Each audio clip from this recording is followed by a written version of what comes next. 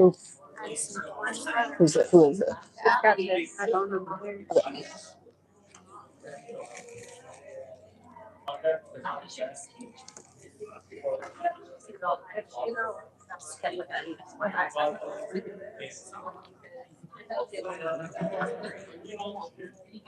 Hi.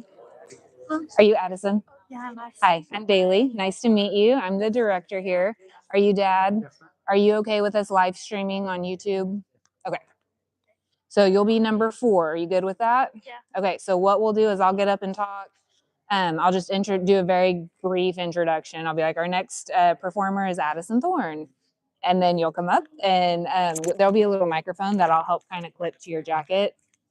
This microphone goes to my phone so that the people who are like watching live stream can hear you. So as long as it's like clipped right here, you're good. And then we have another microphone up there that makes it so everyone in here can hear you. Okay. And you have the option, you can sit, you can stand, you can use the podium, we can move the podium out of the way, whatever's most comfortable for you. Okay. Okay.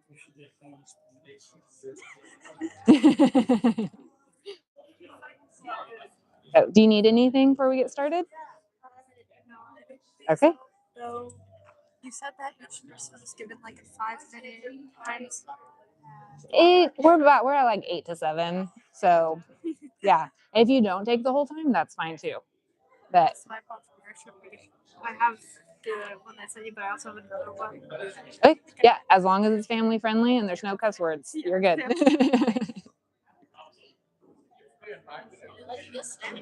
No. That worked out for the best. Yeah. Well, Did it get worked out? Nice. Yeah, I'm in. So Awesome. thank you, ladies. Yeah. I do, but I wasn't chosen. So I didn't see his email. yeah.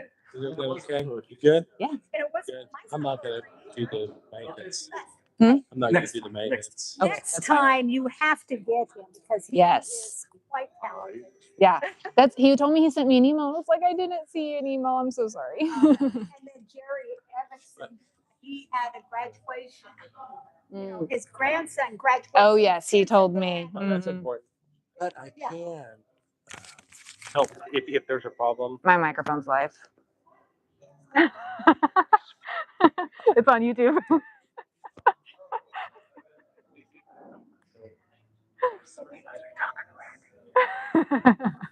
But if you need any assistance on figuring out something, Okay.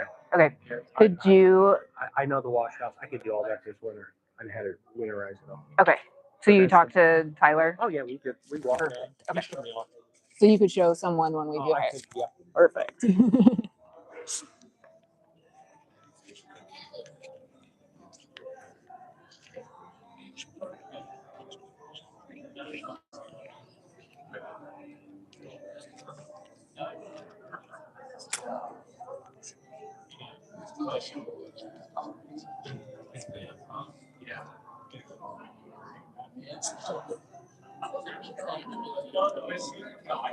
Just.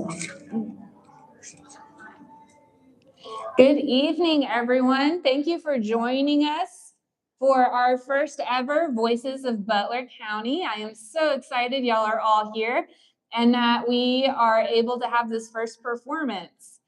My name is Bailey Martin Rutliff. I am the executive director here at the Kansas Oil Museum. I've been here for about 10 months now and I am loving every minute of it. I will tell y'all a little bit more about what's going on at the museum during our little mini intermission. We do have some treats in the back. There's some cookies, some little pound cakes, some soda, some water, some tea. That is tea in the container if you weren't sure. I had a couple questions about that. So yeah, thank you all. I hope you enjoy this wonderful night of Voices of Butler County. Tonight, we are going to open it up with Beverly Caldwell Smith.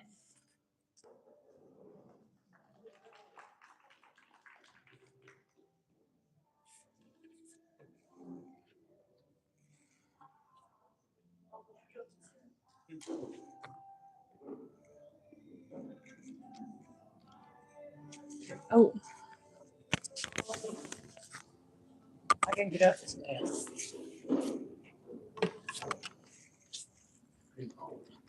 do you want to sit I or? don't know if that's too loud or too soft or too what. That little gal down there with the blonde hair is going to tell me if I'm too loud. Oh, can I clip this to your shirt? This just goes to our recording so that y'all have recording of it. Wonderful. Thank you. There you go. Good evening. Can you hear me? Is it coming out okay? I'm Beverly Caldwell Smith, and I'm definitely a Butler Countian because I was born here 90 years ago. That makes me a native. I wrote a poem about El Dorado several years ago, and unless you're 75 years old, you won't be familiar with the names that I wrote, because this was downtown El Dorado that I wrote about. And your parents would know these names and your grandparents would know these names, but from looking around you guys, I don't think you're going to know who I wrote about. But anyway, thinking back to childhood in that wee town on the plains, it makes me quite nostalgic as it brings to mind these names. There was Clark's and Stifler's and Sandberg's and Mulnick's and Graves for pills, and Dillenbeck, Cloy's, and Boudreaux to calm down all of our ills. No kid that ever grew up in that spot I hold supreme can forget a place called Fairmont's and the smell of sweet ice cream. The streets would swell with shoppers on Saturday night downtown. Our town was so progressive, what made it turn around? The ladies did their shopping at Birch's, Scott's, and Farrell's, and Ward's and J.C. Penney's for the finest in apparels. The men, they shopped at Haberline's with Clell and Cap and Doc, or slipped next door to Lassiter's because they were on the block. We bought our shoes at Wiley's or right next door at Brown's and had them fixed by Abby in his shop down underground. We bought our jewels from Trombola or down the street at Pond's, and in between, Bill Vernon changed brunettes into blondes. Skelly belched the south end and El Rico belched up north, but the mainstream beat that fed us was from these two sprang forth. We didn't have McDonald's in my impressionable teenage meals, but we did have Melvin Londine with his burgers and the original deals. Every soul that's ventured through the streets of El Dorado can tell about some cellar time dodging a tornado. The big one struck on June 10 in 1958. It started north and traveled south at a devastating rate. 200 homes were blown away and 12 people met their fate. And no one forgets that bad black day of June 10 of 58. A little on the brighter side to our summer night's delight was the smell from S&H Bakery when they baked their bread at night. We did a lot of swimming then on Taylor Street with Mac, and he kept the chlorine level right and kept us coming back. When I finally reached graduation to make this great step known, I had my senior photo made by Glenn and Earl Sloan. We even had 4 shows when I was still a teen. That was in the good old days when movies were obscene. My, but times are changing. But when we roam, the sweetest, most nostalgic thoughts are your memories of home. Thank you.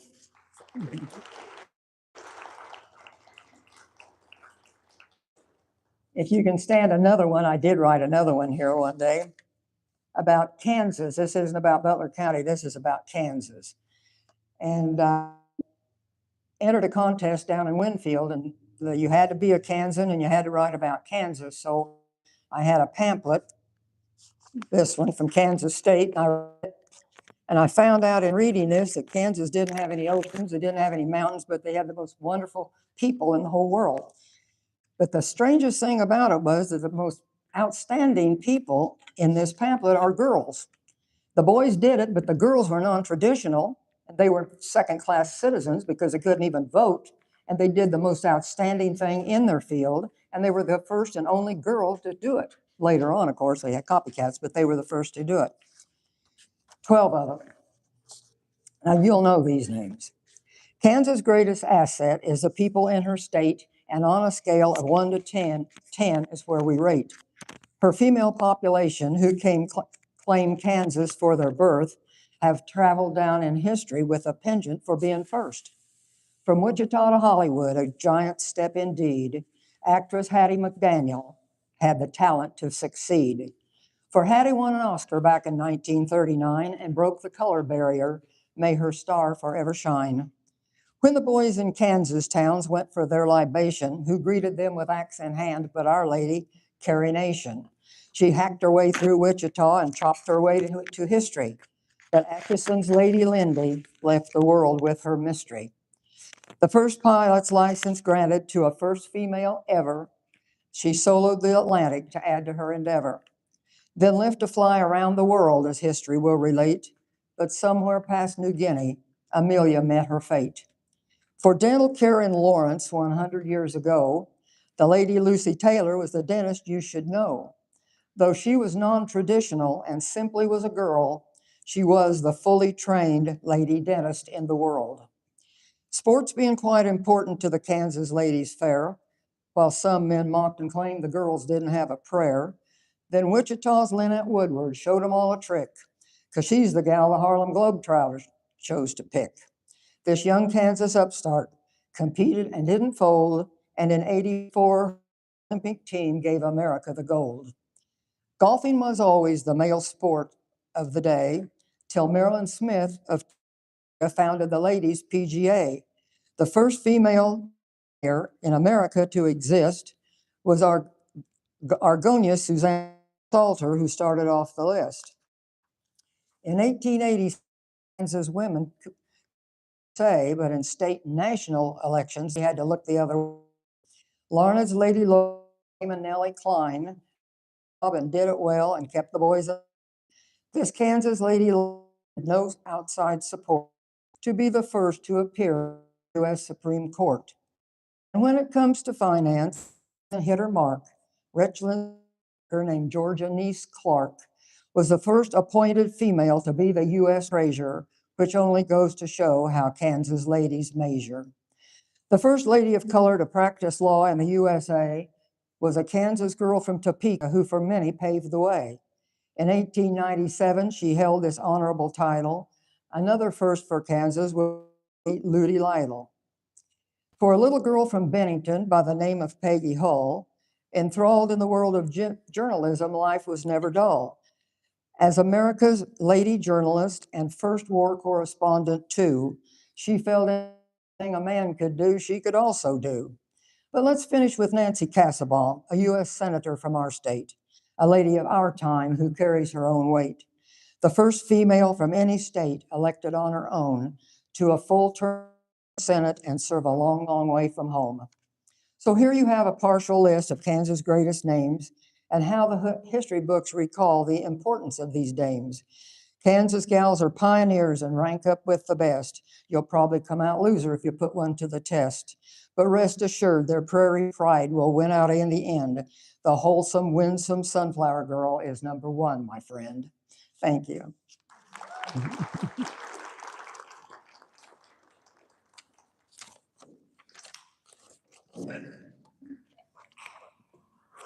And that's it.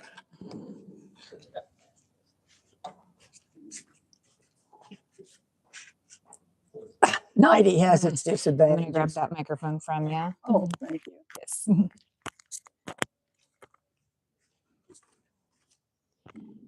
Thank you so much, Beverly, for that.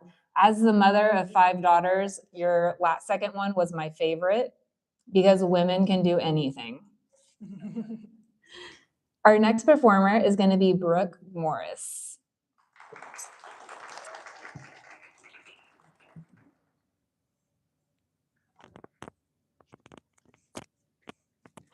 A microphone for you. If you just want to clip it to your shirt, or I can clip it for you.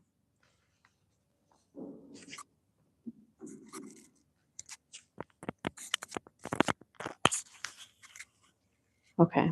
Beverly's going to be hard to follow. My name is Brooke Morris. I'm born and raised here in El Dorado for the last almost 35 years. I've written 2 poems. The first one is about summertime here in El Dorado.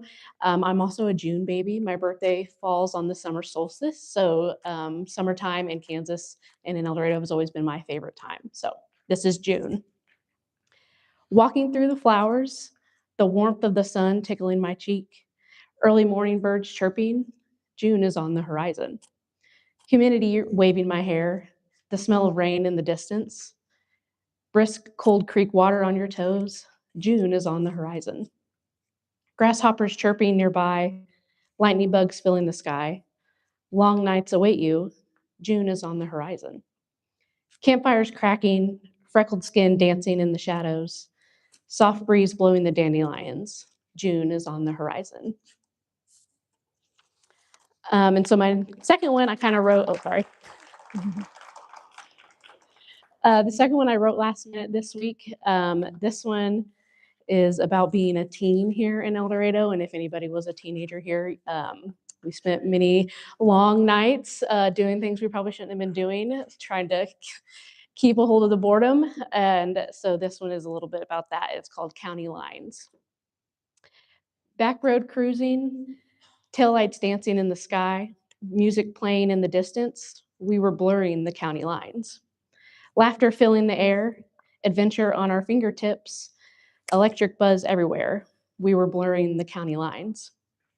Youthful recklessness, feeling unbreakable, just trying to feel alive, creating memories one night at a time, we were blurring the county lines.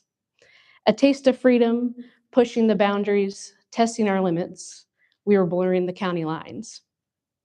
Maturing is knowing the difference. We were young and dumb, full of hope and love. Now we're seasoned, still blurring the county lines.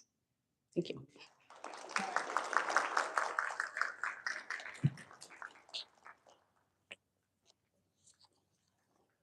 Oh, can I get that microphone from?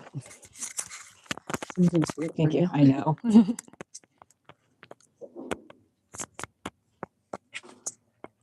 Thank you so much, Brooke, for that.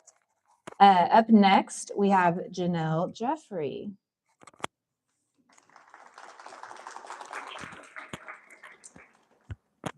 Have the microphone again. Thanks. You're welcome. Let's see. All right, hello. My name is Janelle Jeffrey. I am also from El Dorado. I was actually born in around Larned, Great Bend. So when you said Larned, that was amazing because I do know that place. But if anybody here does know my family, I'm a Tomlin. Is my maiden name. And so I have a long history here in El Dorado. And so that is what my poem is about. I'm also not a public speaker. I have to practice. So thank you for just listening to that. Anyways, okay. So my poem is called Home. My home is built of gold and sapphire mirrors, or at least that's how it looks to me. It's a place I want to leave, but something in me won't let me go. History lingers here, and my name never really disappears. I've tried to leave before, I thought I could, but somehow I always end up back in the same place. But maybe that's not a bad thing. Maybe I'm supposed to be here with the memories, the ghosts of everything that made me, not to run from them, but to understand them, to honor myself, or to honor them and to honor myself. Because maybe you can't really know where you're going until you understand where you've been. And maybe the hardest part is just standing there, looking at yourself in the gold and sapphire mirrors, realizing this place that holds you is also the place you'll always love. And thank you.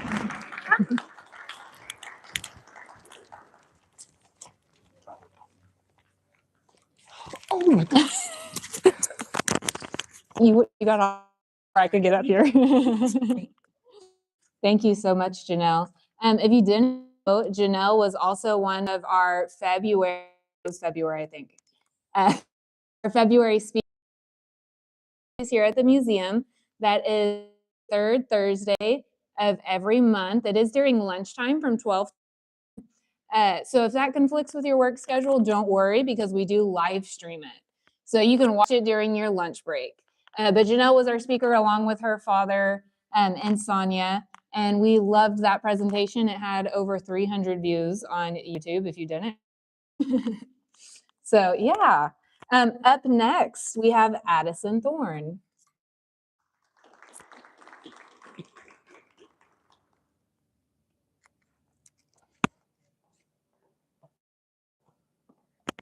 If you want to clip that, just clip it right to your sweater's a good, or your shirt. Yep.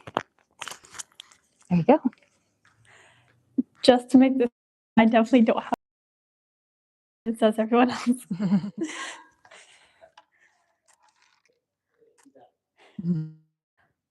The first poem I'm going to be reading is called An Event as Such. Stalls upon stalls of herbs, teas, and trinkets, adults milling around, wide-eyed kids running about, people upon people talking like old friends, though some may have never even met. Same purpose, same reason of fun, for an event as such could be fun for everyone. For the old woman getting flowers, for the moms wanting herbs, for the teens finding trinkets, for the children painting rocks. Yes, an event as such is fun for everyone. I have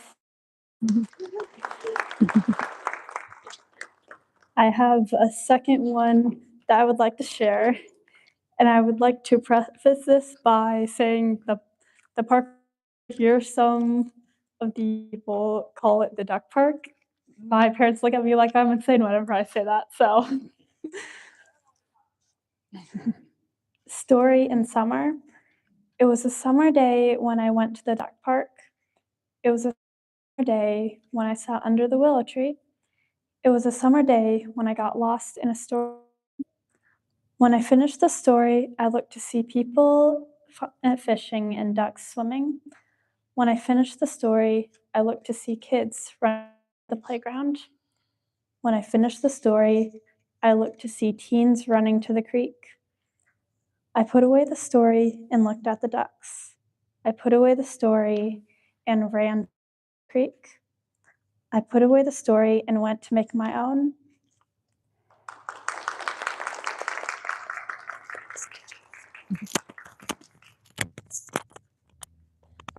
Thank you.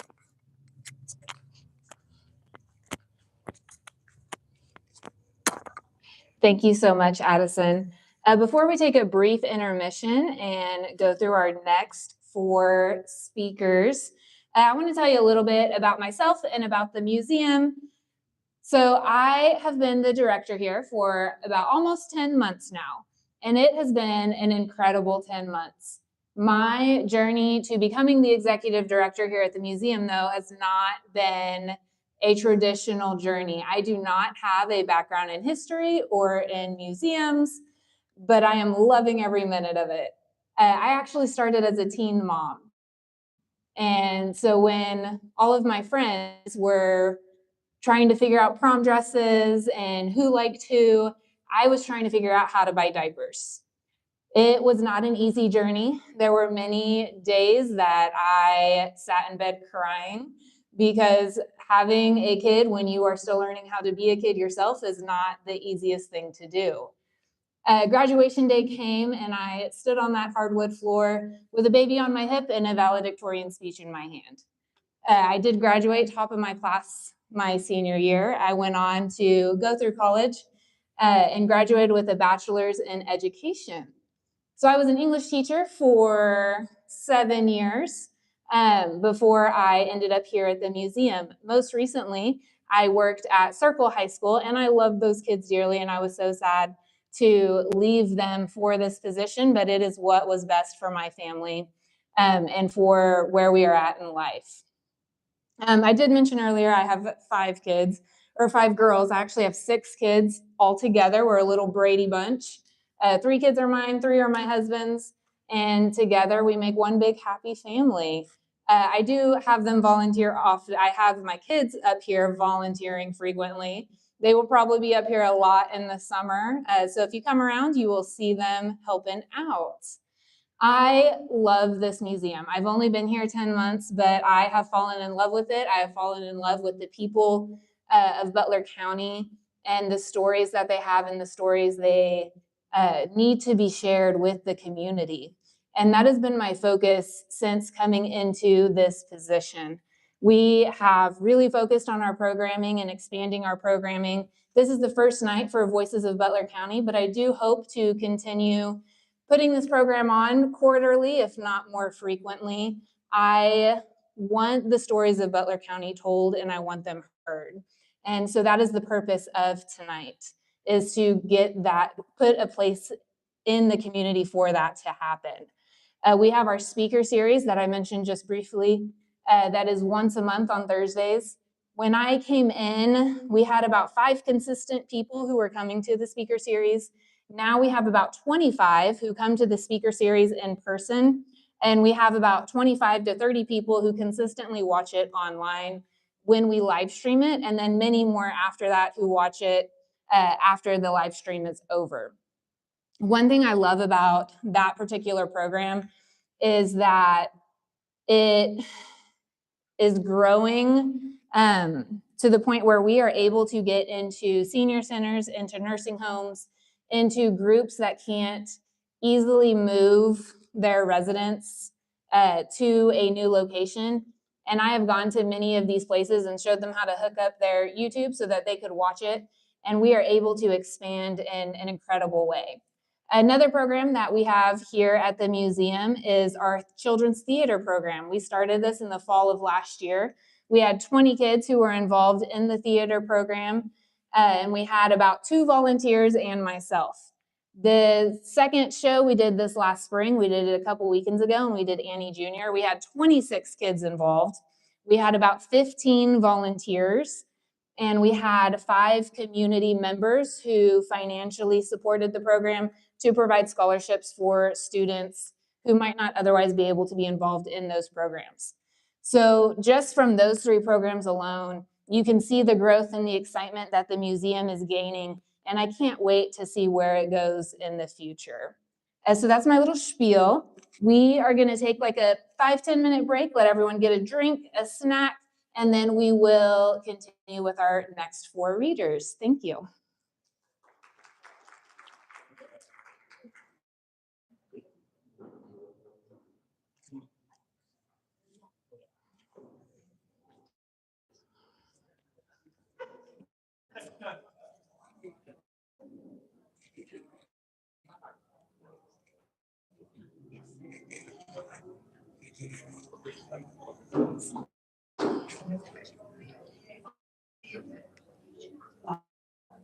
Also, we do have a couple tables set up over here. They have brought, if you want to go check those out and see what is at the Butler County community meeting, this would do that over at the tables.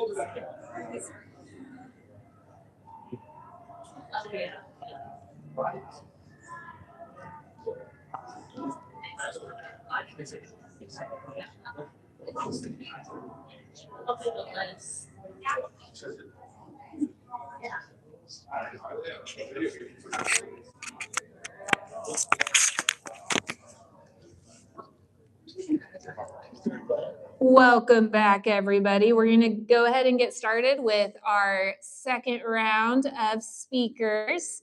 I was hoping to have a musician here. I had a high school student lined up to play during the intermission, and he had something come up last minute. So for future, if anybody knows a musician who might want to share their talents for the next one, please send them my way.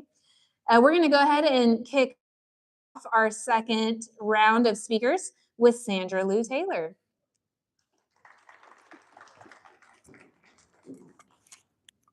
I got a fun little microphone for you. Yeah, this one goes to my phone. This one goes to the. I have this kind of reflective. Oh, that's so nice. Just plug it in and. Yep. I think this is a wonderful opportunity.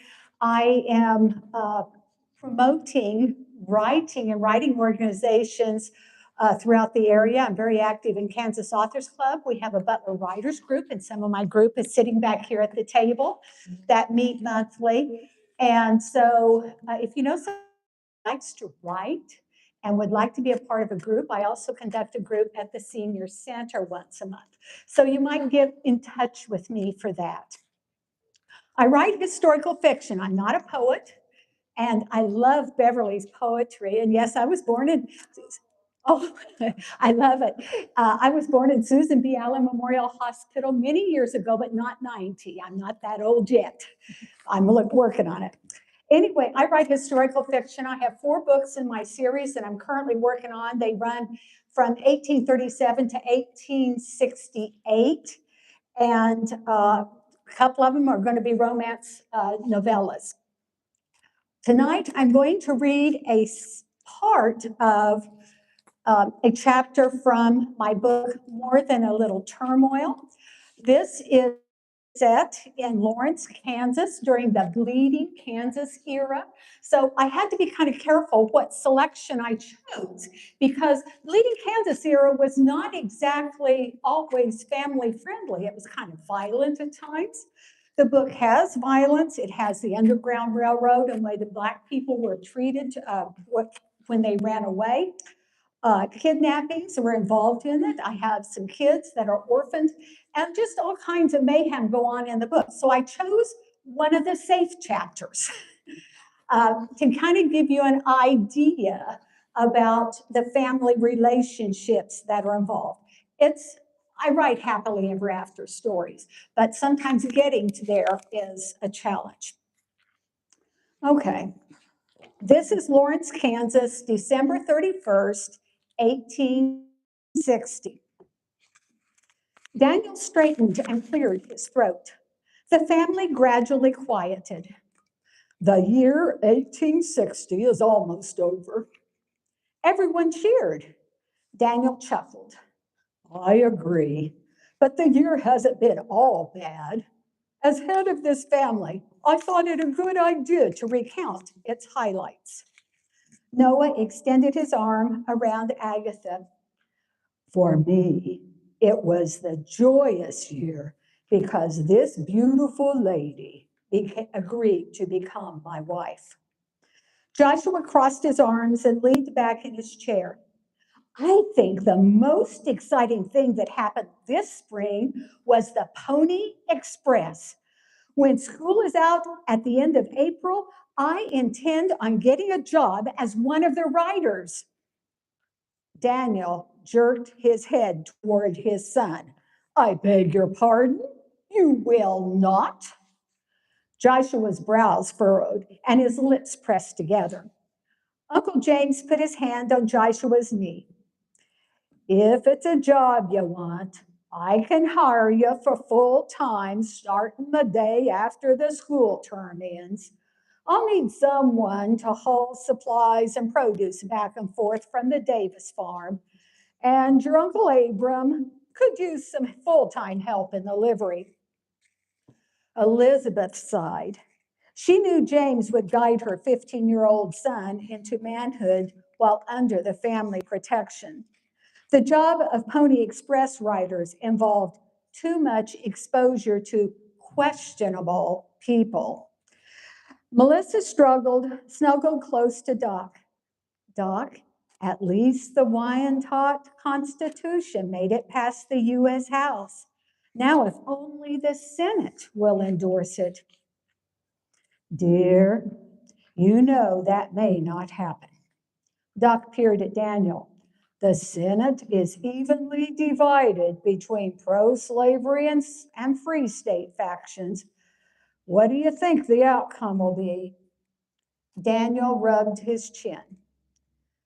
Well, since the election of Lincoln in November, Washington is in a turmoil. Noah crossed his arms. With the South Carolina seceding last week in response to Lincoln's election, who knows what'll happen? Buchanan has sided with the southern states on most issues. I pray the Senate will approve the Constitution drafted at Wyandotte, and he'll sign it before he leaves office. With the coming of the telegraph, said Herman, we'll not have to wait for weeks to find out if Kansas has been approved as a free state. Margaret stood and marched to the middle of the room. Enough political talk for the night. Susan, please assist me in serving the cookies. Then I want to hear everyone's goals for the new year. I'll help too. Lois jumped up from where she was sitting on the rug and skipped to the kitchen. Elizabeth slowly rocked while observing her family interacting as they munched on the oatmeal raisin cookies. After the turbulence of the past few years, she hoped her family would experience a new year full of love, joy, and safety. Joshua strode to the middle of the room and put on an artificially serious look. May I have everyone's attention? I have a question. Why did the cow cross the road? After a moment, he grinned. To get to the other side. Groans filled the room. Daniel leaned back in his chair. I have a question for the young ones. What did the cow say to her calf? He winked at Fred, who sat on the floor by Noah's legs. It's past your bedtime. With good-natured chuckles, the adults stood and directed their children to put on coats. After all their guests had left and their 3 youngest children were upstairs in bed, Daniel and Elizabeth sat in front of the parlor stove, soaking in the warmth. I enjoyed the evening. We're blessed. Elizabeth took Daniel's hand in hers. But I'm concerned about the discord and violence in our nation, and especially in Kansas Territory. What do you think will happen in 1861? I think I will love you more than I do now. Daniel rubbed his thumb on Elizabeth's hand. She smiled. You know what I mean with the country. Will more states secede? And if they do, will peace prevail? Daniel let go of her hand, placed his elbows on his knees, and peered at the floor for a few minutes. I doubt it. In my mind, I can see no way but for the violence to become more intense and widespread. What will happen if it does? If war breaks out, the younger ones will volunteer to fight. And what will you do? Elizabeth scrutinized her husband. I don't know. Daniel stood. Let's have that discussion when it's pertinent. And then comes the book on the Civil War in Lawrence, Kansas, and Eastern Kansas. Okay, thank you.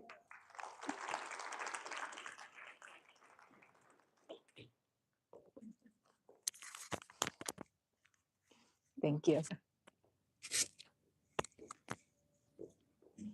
Thank you, Sandra. Next up, we're going to have Mike Creed.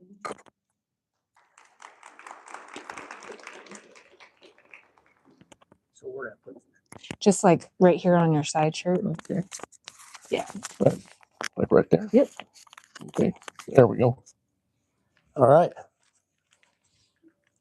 Well, hello. Here, let me do this. Let me turn this thing around here like that. It's a little bit better.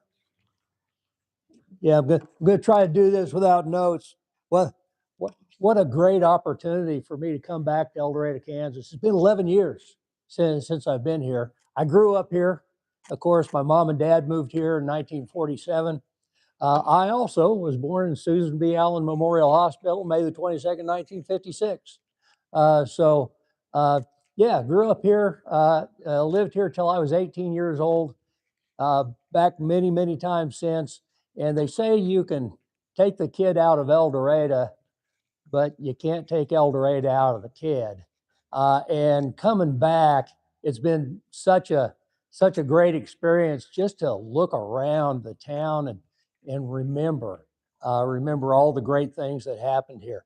But what I'm going to talk to you about, since this is the Kansas Oil Museum, is a story I heard when I was 6 years old. Now, it's a little bit of oral history.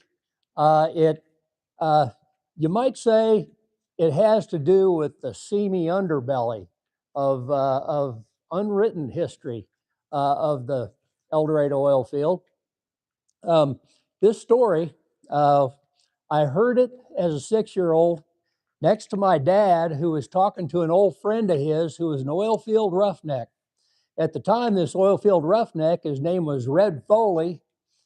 He was about 75 years old when he told this story. He and Dad were talking about a man that they both knew. My dad knew this man when he was an old guy, and Red Foley knew him when he was a young guy. His name was Slim Oscar Knott. Now, Slim Oscar Knott, my dad told me one time The Slim Oscar Knott was the finest pistol shot he ever saw in his life. He was just a natural with a Colt 32-30. You saw him one time throw an apple in the air, and Slim pulled out that 32-30 and shot that apple twice before it hit the ground. He was that good with a pistol. Well, Red Foley topped that with a story he told about Slim Oscar Knott, and that story stuck with me. I put it to verse. It has to do with a little bit of background before I do the legend of Slim Oscar Knott.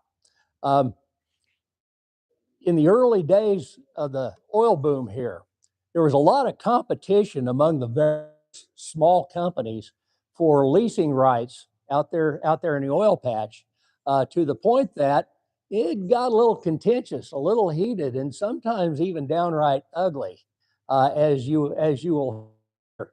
A couple of ghosts near El Dorado. I don't know whether you folks are aware of that or not. About 8 miles west of El Dorado, there's a place called Midian, what used to be Midian. A lot of people don't realize that Midian, small as it was, it had a little one-room schoolhouse out there. And at one point in time, it had the richest school district in the world because they were digging a water well and oil. True story.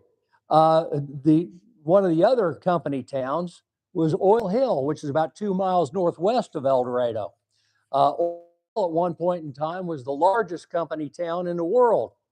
It was the company town of the Empire Oil Company. Now, these company towns had a pretty contentious competition for oil rights, to the point that when they would hire roughnecks, one of the things that they would look for in these roughnecks was their ability to handle a shooting iron. And so Slim Oscar Knott became those. He joined the people at what was then the Gypsy Oil Company in Midian. He was one of the Midian. So without further ado, here's the legend of Slim Oscar Knott. I'm going to try to do this. Without any notes.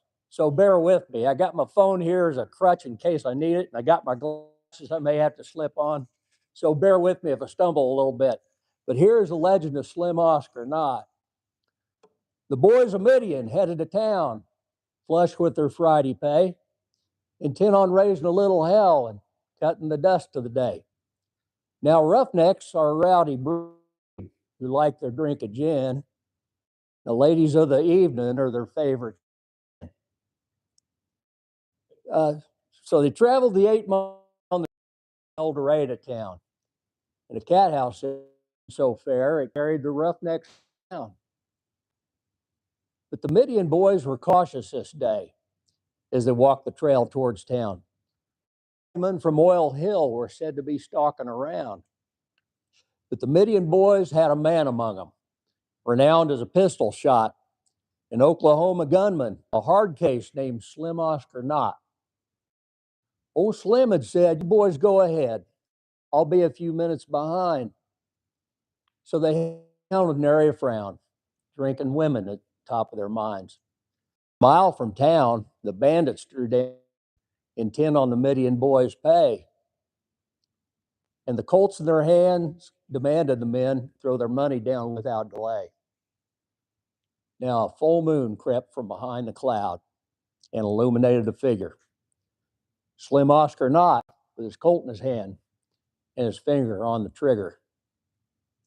Slim said in a voice quiet as death, "You men have made a mistake." And he fired 3 shots right into 3 hearts. 3 bandits were dead in a blink. Red Foley said, "Men, what do we do then with blood of these 3 on our hands?" Slim said, "They're in hell, and we would do well to dispose of them as it demands."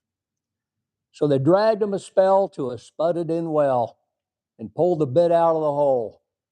They dropped them down in, said a prayer for their sin and another for saving their soul. And that cable tool bit ground them into the earth and did its job so very well. Now their bodies are missed. They cease to exist while their souls hit the fires of hell. Now, oil men say when they talk of that day that hard men were put on the spot. But the hardest man among them all was the man they call Slim Oscar.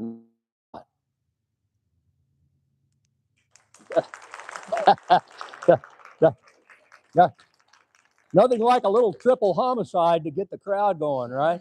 So let me do one more, a little more upbeat. Now, I'm sure there's a lot of there's some El Dorado people here who remember a place called the Starview Drive-In, right? Yeah.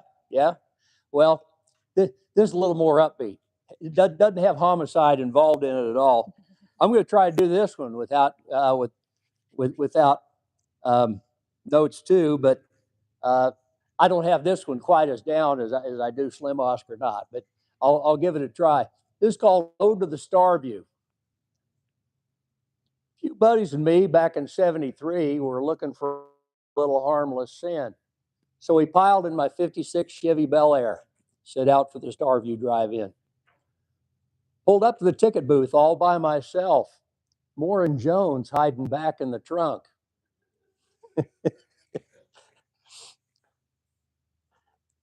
Now I got to put on my glasses. In the booth was a girl I'd known all my life, and she laughed when I asked her for one. Tell Moore and Jones that I said hi, she said, and she waved me on through. Headlights off, I aisled on back and parked in the very last row. First thing, I sprung my buds from the trunk, and Jones popped out with a beer. Moore came out with some peppermint schnapps on a mission that soon became clear. One row ahead and a turquoise Ford, Moore's destiny was awaiting. A laughing girl with auburn curls, and Moore was off and racing. Jones took 2 six-packs under his arms and vanished off into the night. I settled back into my old '56 and smiled at the flickering light. The main attraction was Bond, James Bond. But the movie didn't matter at all. Goldfinger maybe, Dr. No, maybe it was Thunderball. But who really cares? It's what happened next that made the Starview such a star. Sweet girl tapped on my window, slipped into the seat of my car. I really didn't know this girl that well, just knew she was funny and cute. Long raven hair and laughing blue eyes, and a pretty great body to boot. We worked together that summer, and we laughed and we got along fine. And she said that she would meet me at the Starview if I'd find us some strawberry wine. From under the seat, I pulled out a bottle of Boone's Farm Strawberry Hill. and I saw the surprise and laugh in her eyes, and I laughed when she let out a squeal. She grabbed my neck and kissed my cheek and said she knew I was her kind of guy. Put my glasses on again.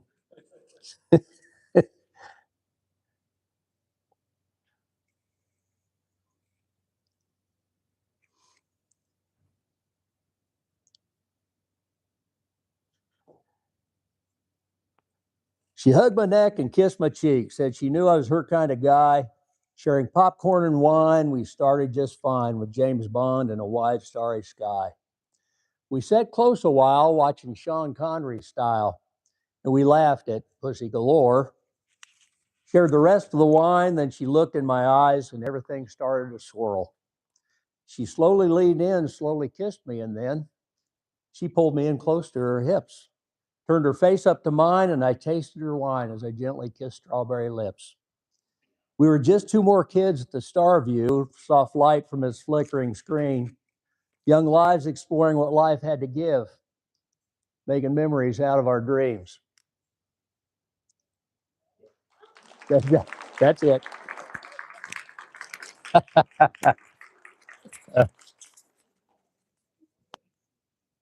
You want me to do another one? I don't think we have time. Well, that's okay. Thank you. I could do this all night. Thank you. Yeah, thank you so much, Mike. Up next, we have Michael Swift.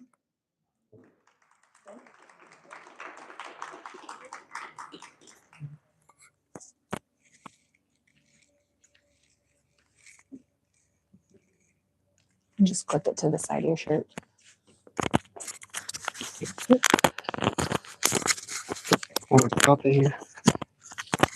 Thank you.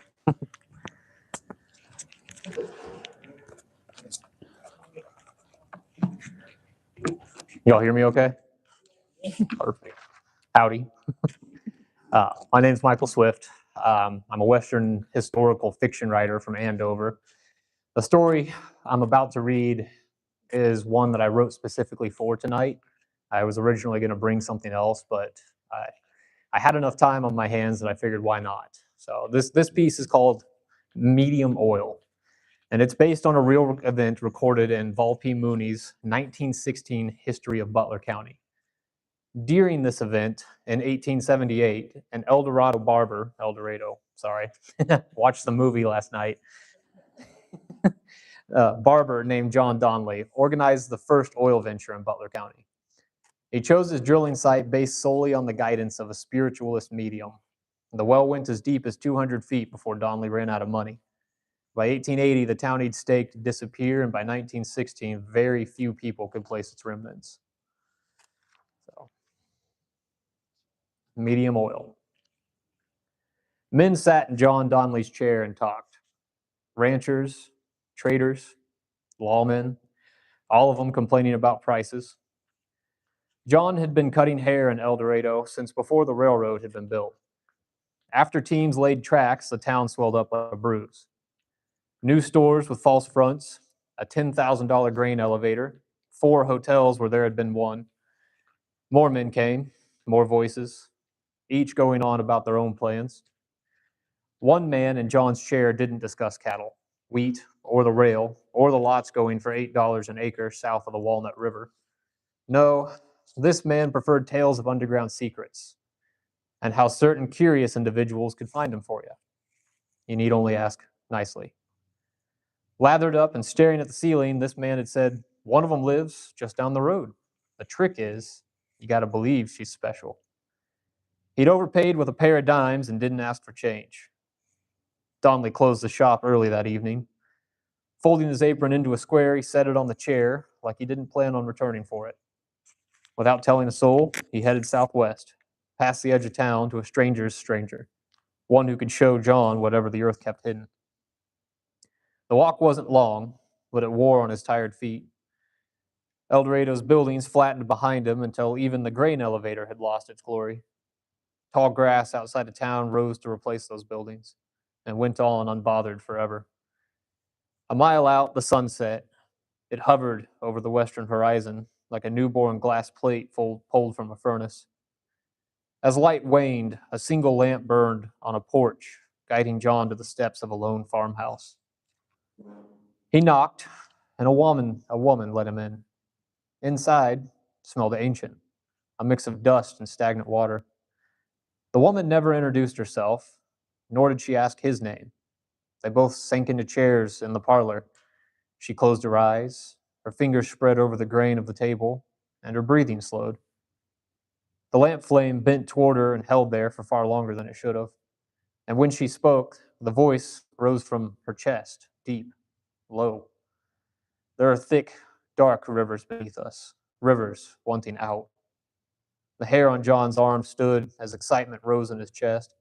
He'd spent years listening to men in his chair, day in and day out. He'd learned the difference between truth and sale, and this woman wasn't selling him anything. During his moonlit walk home, his thoughts wandered, allowing grass to tangle his boot and trip him. Tearing it away, he stared at the ground, stared at the very dirt he'd walked on, stood on for decades. For his whole life, he'd believed it to be solid, but it wasn't. The earth was a dam, and the lady had told him right where to break it open. Before they'd even finished building the oil well, John had staked his new town. In 19th century Kansas, this was the normal order of things. First, you named a place. Then, you built it. Then, the people came. John had named it Oil City. After penning the 2 words in black paint on slats, He sunk a post and nailed the sign up to mark the center. Lumber came from El Dorado, hauled on a wagon so burdened it left ruts deep enough to hold rainwater for a week. A business went up, and another. A man from Towanda came to sell dry goods. Another came to sell whiskey. Both set up shop in buildings of fresh cut timber, and each watched John's progress like a horse they'd bet on. John's drilling rig arrived in pieces. First, a cable tool, working by dropping a heavy bit into earth, pulling it up, and dropping it again. John had assembled it on the exact spot the woman had pointed him to. Iron thumping through the prairie like a heartbeat to match his own. Each slam carrying from the ground into his chest. Bucket after bucket of dirt came up with no value. At 50 feet, the bit chewed through soil and kept going. 100 feet in, soil became rock. At 150 feet, the men who'd worked the rig stopped talking about what they'd do with the money. Instead, they brought up whatever drowned out the hole's empty echo. John visited every day, standing at the edge, looking down into the dark. He waited for the earth to deliver the woman's vision, but for John, it never would. At 200 feet, the money ran out. There wasn't a last day, and no one ever said quit. The driller just stopped showing up, and soon after, the dry goods man packed his own wagon. Then the whiskey man. Before long, John himself would be the last person to say goodbye to Oil City. Through the winter, every building stood empty. Wagon ruts disappeared under the snow. John's stake sign shouted Oil City into an empty Kansas sky. The drill hole filled with rainwater, then mud, which dried to dirt. Within a few years, grass covered the hole once again, and only a handful of those who helped work it could find it. By spring, the lumber grayed from neglect. The following year, the land reclaimed the whole place. Donley went back to barbering, stropped his razor, unfolded his apron, and men sat in his chair to talk about prices once again. Oil City never amounted to much more than a name nailed to a post driven into the ground where a medium said rivers of oil ran, by a barber who'd wanted to believe her. 37 years later, on October 5th, 1915, a rig on the Stapleton farm punched through rock around 700 feet deep, and the dam finally broke. Oil came up. About a dozen miles from the hole John Donley dug in 1878, the earth had proved him right. At first, 50 barrels a day spewed forth, then 200, then more than any train could keep up with. Within 3 years, Butler County would produce 29 million barrels of crude oil a year. That's 9% of the entire USA's oil supply, coming from one field here in Butler County.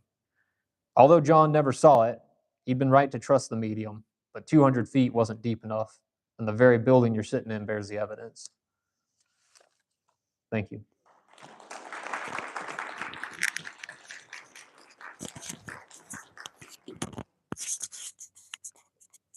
Thank you.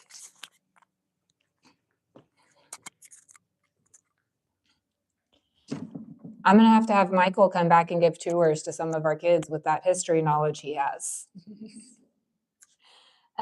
Last but certainly not least, we have Lynette Cadle.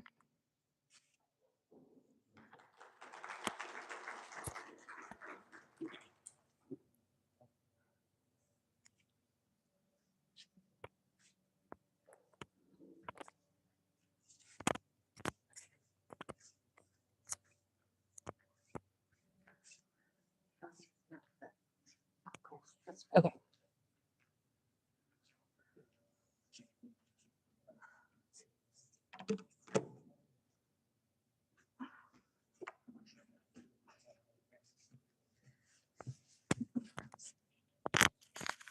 There you go. Do you have the chair? Okay, how's the sound? Short person mic. Well, I am Lynette Cadle, and let me get organized here. I'm going to read poetry. My book's over at the book table. I donated what I've got left of my books to the museum, so anybody wants to buy the book, it goes to a good cause.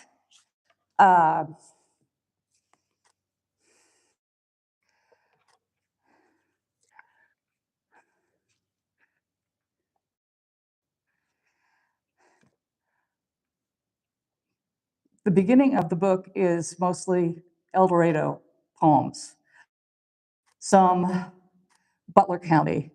That's what I chose for tonight, to do those. This first one's called Before Spring in the Flint Hills, the smell of burn off, not the steady chemical flame that smokes oil town skies at night, but that uncontrolled burn rippling across grasslands that combusts seed, pops them right open so that green can follow. The slow red line rolls across hills, relentless at times, jumping the highway. Stars hang heavy in the sky, roped by strips of smoke. It's not always night, but often it is.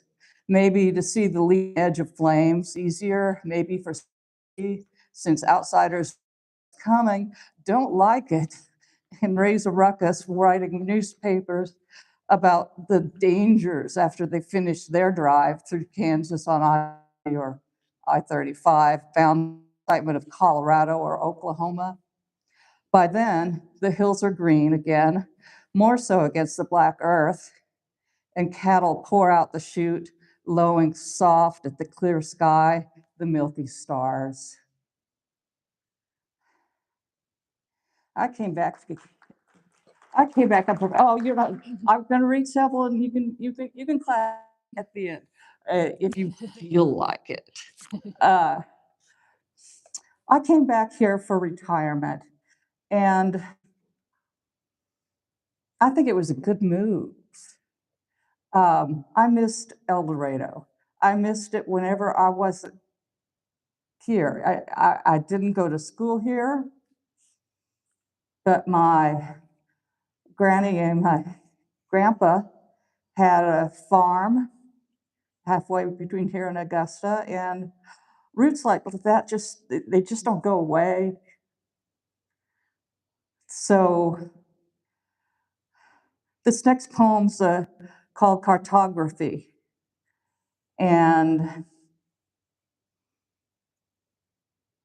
it has.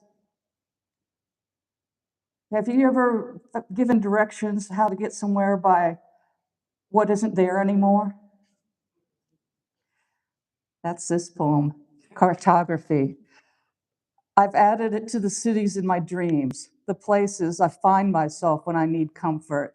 In El Dorado, I'm driving, always driving, up Central, down Main, back to 6, and finish the loop on Haverhill, a pattern so easy to break by not turning and going straight to the refinery and that no-account bar across the way with its large plate glass window begging for a fight.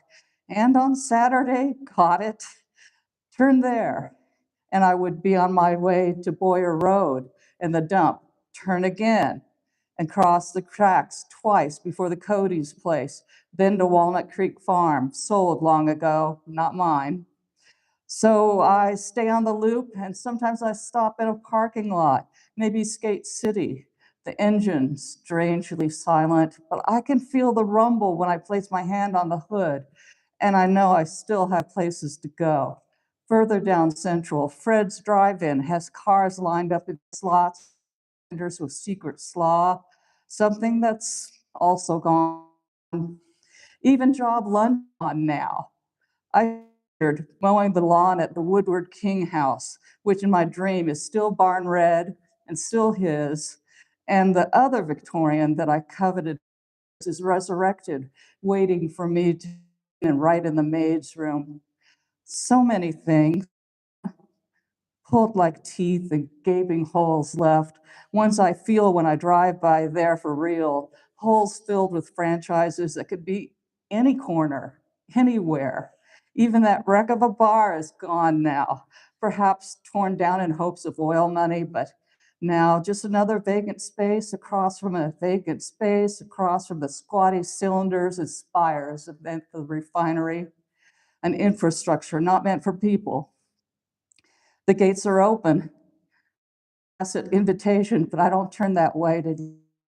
So I miss the shooting flames of the burn-off lighting the sky. You good anyway. Okay. Well, next one's a spring poem. Spring in Kansas is interesting, isn't it? Yeah, that's the word we're going to use. I'm sticking with it. This poem's called Crossing Over. The rain shoots down the 4-lane and slows traffic. I count slowly at the overpass that goes to Augusta, count by my heartbeat. Going faster doesn't help. On Highway 254, I'm gliding past a series of houses plus 5 acres. Horses, okay. When a 2-wheel dumpster slides down its driveway to the drainage ditch, it drops down, wheels up in the rushing water, and I slow to 40 against the wind and promise I'll turn back if it gets worse. And what could that be? An actual funnel sighting? Cats, dogs, and tree stumps sailing in the clouds like in The Wizard of Oz? Fictionalized Kansas is a joke, but ordinary rain can blind you, make you into the one car accident that's a blip in the nightly news. And then the rain pushes hard on the windshield and I make more promises I'll never keep, like never ever doing this again. Lightning strikes the road ahead and I see my way for a moment, like a photograph. Yeah. So my grandparents had Walnut Creek Farm. That's what they called it. It's on what's now Southwest 60th. My granny, she loved that farm. She was pretty interesting. I have a number of poems just on her. This is pretty early in my childhood. The creek below the barn, Walnut Creek Farm. It bubbles my toes when it runs fast. If I were to stop midstream, crawdads would nip. Cottonwood trees grow out of the bank down by the fields, their bent arms up, leaves ripple. Walnut Creek turns into a river farther down by the wheat fields, but here it's just a tangled blue line on the map, the shifting edge of tillable land. Years of erosion make the bank too high to jump. Instead of continuing the stone steps laid down by his father, my father, the engineer, slapped down an aluminum ladder, the slope perfect, the blend with nature 0. Upstream, below the barn, the tiny wobble I feel of the third stone across the creek was there the first time I crossed it at age 4, when my goal was the chickens on the other side. Now I have no reason, and the farm's not ours. The only clue to the past, the poem read at my father's funeral, framed and posted in the barn. I thought then as now that the tilt in the ford across the creek was planned, a way to play tricks on strangers, those who don't belong. My granny's upper lip twitched as I held up my arms for balance, her only words, "Don't fall in." I didn't. I never trusted it either. Yeah. Last poem. And it's kind of, well, how I get here and why I stay. It's called In the End. I always come back to it, that place where those not born there fail to see beauty in the broad fields of tall grass that add up to the landscape I call home, even in my dreams. I'm one state over now in Missouri. Not anymore. A place outsiders see as the same, but it's not. Missouri was the edge of America that those pushing west called the gateway to the unfamiliar. There are hills full of trees no one planted, and water happened without a dowser taking a cleft stick to point out the spot. Houses got built without cutting sawed bricks. Rains come, sometimes too often, and tornadoes respect no boundaries, troubling both. Each place has history, but Kansas demands, and Kansas takes what people have while giving them back themselves, those who survive. No, it's not the same at all.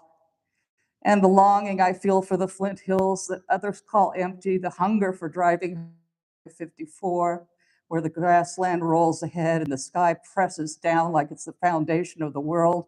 not the tangled earth below.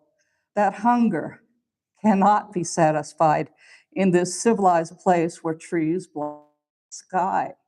What if we have it backwards? What really counts is the sky. And that's why I drive there when I don't know where to go. It's not just the fields of Kansas, but the sky, always waiting one short hill or valley away. I know that as I drive, the answer shines on that road, the water mirage that maddened those who came before me. And as the sun falls at day's end and the shadows grow, I think I could find a place deep on a hill, far from the road where the cattle rest under the single tree. I would curl up in a hollow of that long grass and get some rest. Thank you.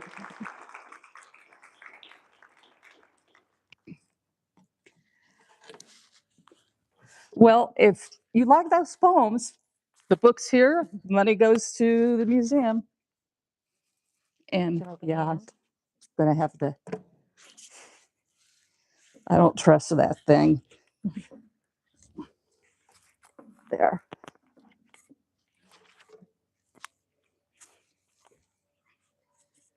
Well, thank you, Lynette, and thank you everyone who came and read their poems and shared their stories, and I will take that. And no one ran off with my mic. We remembered it each time. If you enjoyed this program, I really encourage you to become a member of the museum if you're not already. Memberships are one of the many ways that helps continue programs like this and help support the museum. It is $35 for an individual and $50 for a family, and that is an entire year membership. Gets you into the museum for free. It gives you discounts at programs like this, and it supports the things that we do on a day-to-day basis. If you are already a member and you want to take it a step further and support the museum a little bit more, there we have what is called the Tower Club. It is spelled tour. You give a bunch of oilmen the okay to make their own names for things, and they come up with some weird things. The tower shift is what oilmen used to call a 24-hour shift that they would rotate through while drilling a derrick or a drilling rig. And so that is where the name came from. My dad actually came up with it. He was the director here about 10 years ago, only for a year and a half. So I am gonna take over way more than he did. But he did come up with that, and I wanted to keep it going. The Tower Club is designed specifically to support the programs, the education programs, and programs like this that we do every month. The donations for that do go directly to these programs so that we can continue putting them on in the years to come. We have a goal of reaching 4 donors at $25 a month as a reoccurring donation to the museum for the first couple months that we're getting it kicked off the ground. There's a QR code on your table that will take you to that donation page, and it's going to be the second form that is on that donation page if that's something that you want to support the museum. Thank you guys for coming to the first poetry night and for what I hope are many more to come. I look forward to seeing y'all at the next one.